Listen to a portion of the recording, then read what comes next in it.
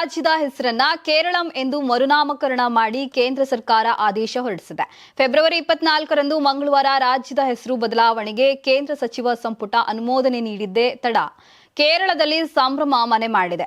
ರಾಜ್ಯದ ಜನ ಮರುನಾಮಕರಣ ನಿರ್ಧಾರವನ್ನ ಸ್ವಾಗತಿಸಿದ್ದಾರೆ. ಆದರೆ ತಿರುವನಂತಪುರಂ ಕಾಂಗ್ರೆಸ್ ಸಂಸದ ಶಶಿ ತರೂರ್ ಮಾತ್ರ ಕೇರಳ ರಾಜ್ಯದ ಹೆಸರು ಬದಲಾವಣೆಗೆ ಅಪಸ್ವರ ಎತ್ತಿದ್ದಾರೆ.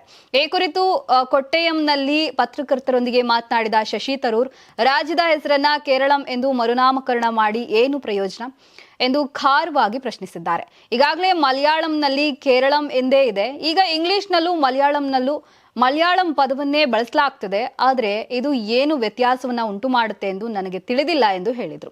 ಕೇರಳದ ಹೆಸರನ್ನ ಕೇರಳಂ ಎಂದು ಮರುನಾಮಕರಣ ಮಾಡುವ ಬದಲು ರಾಜ್ಯಕ್ಕೆ ಹೆಚ್ಚಿನ ಅನುದಾನ ಅಥವಾ ಹೆಚ್ಚಿನ ಯೋಜನೆಗಳನ್ನ ಘೋಷಿಸಿದ್ರೆ ಉತ್ತಮವಾಗಿತ್ತು.